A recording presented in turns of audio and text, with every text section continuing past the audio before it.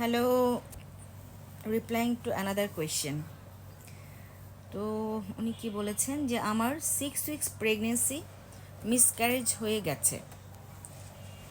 এটা একটা ব্যাপার যে অনেকে শুনবেন যে বাচ্চা ধরে কিন্তু টেকে না। উনি যেহেতু বলেছে একটা প্রেগনেন্সি হয়েছে, এরকম একটা প্রেগনেন্সি বিভিন্ন কারণে হতে পারে, দেখা যায় যে হয়তো পরবর্তীতে গিয়ে এটা হচ্ছে না, কিন্তু দুইটা হলে তখন এটা খুবই তখন আরও অনেক ডিপ পরীক্ষা নিরীক্ষা করা লাগে। আর যদি একটা প্রেগনেন্সি এরকম হয় তাহলে আমরা হালকা কিছু পরীক্ষা নিরীক্ষা করে তারপরে প্রেগনেন্সি হওয়াই। এই যে যখন একটা বাচ্চা নষ্ট হয়ে গেল তখন সাথে সাথে কোনো পরীক্ষা নিরীক্ষা ছাড়া আবার বাচ্চা নেওয়ার চেষ্টা করবেন না। বাচ্চা ধরালেন, পড়ে আবার পড়ে গেল, আবার ধরালেন, আবার পড়ে গেল, এটা তো কোনো রকম সিস্টেম হতে পারে না, তাই না? তাহলে কি করতে হবে, যেমন এই যে 6 উইকসে মানে 1.5 মাসের সময় বাচ্চাটা নষ্ট হয়ে গিয়েছে। তো এখানে কয়েকটা কোয়েশ্চেন আছে, আমরা এত কিছু জানতে পারছি না এখানে, যে বাচ্চার থলিটা এসেছিল নাকি থলির সাথে বাচ্চাটা এসেছিল কিন্তু হার্টবিট আসেনি, এরকম কিনা। যদি শুধু থলি আসে বাচ্চা আসেনি এরকম যদি হয় তখন আমরা বলি ব্লাইটেড ওভাম। আর যদি থলি এসেছিল, বাচ্চাও এসেছিল কিন্তু হার্টবিট আসেনি, হ্যাঁ, তখন আমরা, বা ধরেন হার্টবিট এসেছিল একটা সময় গিয়ে স্টপ হয়ে গিয়েছে, হ্যাঁ হ্যাঁ যেটা বলছিলাম যে বাচ্চার থলি এসেছে, বাচ্চা এসেছে কিন্তু হার্টবিট আসেনি, তখন আমরা বুঝতে পারি না যে হয়তো হার্টবিট এসেছিল চলে গিয়েছে অথবা হার্টবিট আসেইনি, যাই হোক সেটাকে আমরা মিসড অ্যাবর্শন বলি। মানে অ্যাবর্শন হয়ে বসে আছে, আমরা পরে একটু জানতে পেরেছি। তো যে কোনো কারণেই হোক 3 মাসের আগে যেগুলো অ্যাবর্শন হয়, ধরে নেওয়া যায় যে এক হচ্ছে যে বেশিরভাগেরই বাচ্চার কোনো জন্মগত ত্রুটি থাকে, তো এই কারণে অ্যাবর্শন হয়। আর 3 মাসের পরে যেগুলো হয় সেগুলোর কারণটা একটু ভিন্ন থাকে, সেটাতে দেখা যায় ইউটেরাসের সমস্যা, মানে জরায়ুটারই কোনো সমস্যা ছিল। এছাড়াও আবার হচ্ছে যে দুই সময়ই অ্যাবর্শন হওয়ার পেছনে কিছু মেডিকেল ডিজিজ থাকতে পারে, যেমন হয়তো মায়ের প্রেশার, ডায়াবেটিস বা ম্যালনিউট্রিশন বা অ্যানিমিয়া এই ধরনের কোনো সমস্যা ছিল, ঠিক আছে, যেটার কারণে বাচ্চার গ্রোথটা আর হয়নি, ঠিক আছে।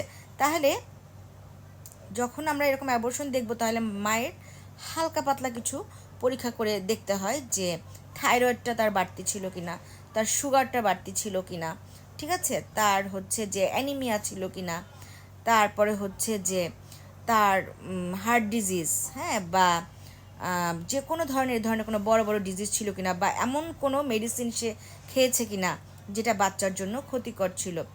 তো এই হিস্ট্রিগুলো আমরা নেই, এবং যদি এগুলো কোনোটা ধরা পড়ে সেটার চিকিৎসা করে নিয়ে 2-3 মাস ওই নর্মাল রেখে বডিটা, তারপর আমরা তাকে কনসিভ করতে বলবো। কিন্তু যদি দেখা যায় এগুলো কোনো সমস্যা পেলাম না, ঠিক আছে, তখন কি করতে হবে, তখন আপনার হচ্ছে যে চিন্তা করতে হবে যে জরায়ুটার কোনো সমস্যা ছিল কি না। যেমন অনেক সময় জরায়ুর মুখটা লুজ থাকে, হ্যাঁ, এইটাকে আমরা বলি সার্ভাইকাল ইনসাফিসিয়েন্সি, মানে জরায়ুটা বাচ্চাটাকে ধরে রাখতে পারছে না।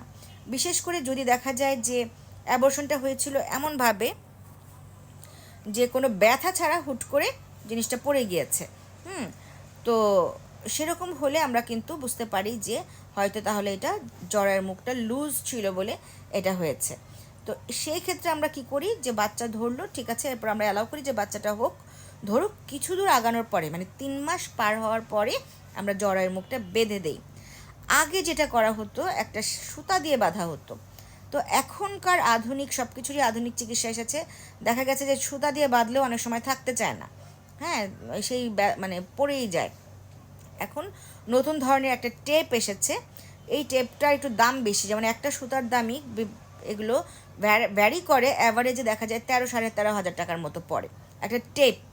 এই টেপটা দিয়ে যখন আমরা বেঁধে দিই, এমনি কিন্তু বেঁধে দেওয়া যায় না, ওর অবশ্যই রোগীকে অজ্ঞান দিয়ে বা ব্যথার মানে মেডিসিন দিয়ে তখন হচ্ছে ওই জরায়ের মুখটা বেঁধে দেওয়া যায়, এবং পরের দিন সে চলে যায়, এবং যখন ডেলিভারির টাইম হয় তখন আমরা ওই টেপটা কেটে দিই, তখন নর্মালি বাচ্চা হয়ে যায়, ঠিক আছে। তাহলে অ্যাবর্শনের জন্য আমাদের কজ খুঁজতে হবে আগে। এগুলো তো আমি বললাম জেনারেল কিছু কথাবার্তা। এছাড়াও দেখা যায় যে অনেক সময় কিছু ইমিউনোলজিক্যাল সমস্যা থাকে, যেমন আমরা তখন কিছু অ্যান্টি নিউক্লিয়ার অ্যান্টিবডি, হ্যাঁ, অ্যান্টিডিএস অ্যান্টিবডি দেখবেন যে আপনাকে করতে দেওয়া হয়েছে। এছাড়া টর্চ অ্যান্টিবডি, মানে এগুলো স্পেশাল কিছু জীবাণু আছে, এগুলো থাকলে অ্যাবর্শনের সম্ভাবনা অনেক বেড়ে যায়।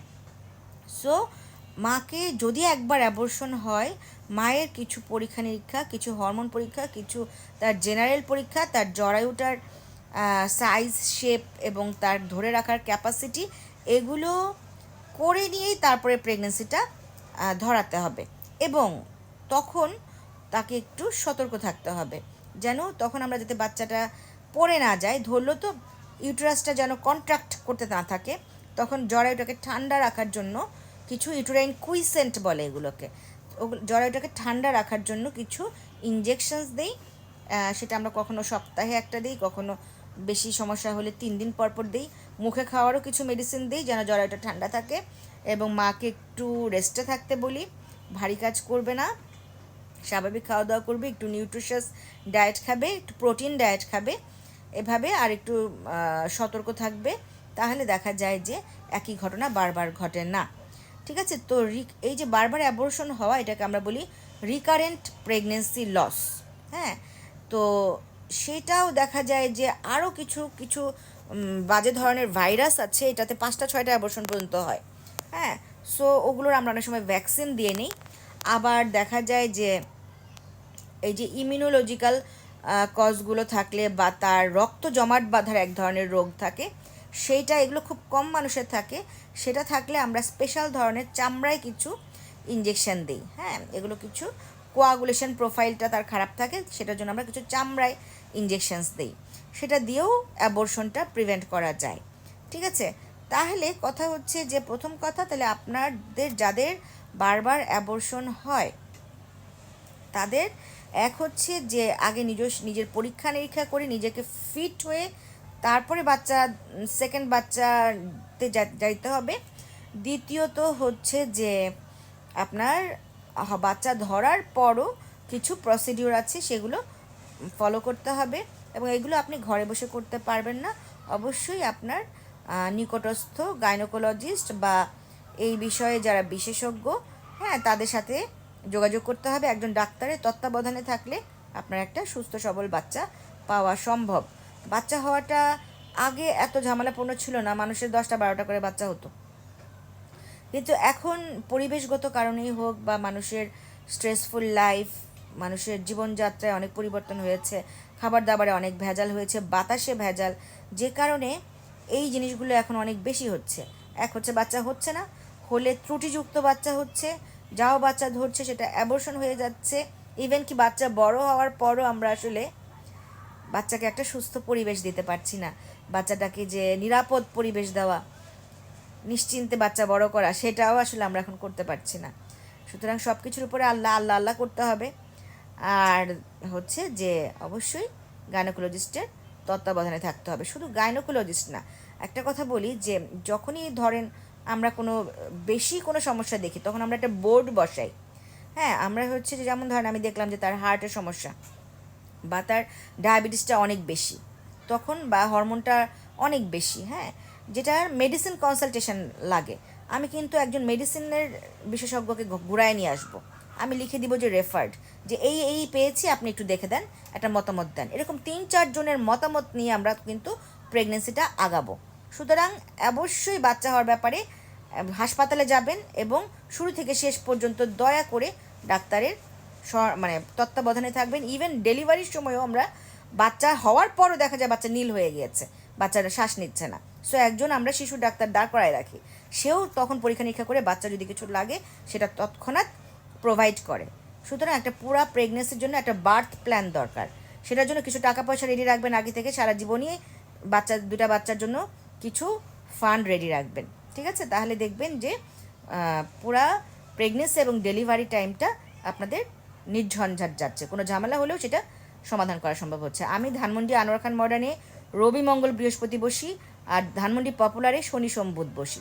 আপনাদের যে কারো প্রয়োজন হলে আমি বিকাল 5টা থেকে 10টা পর্যন্ত দেখে চলে আসবেন। বাই।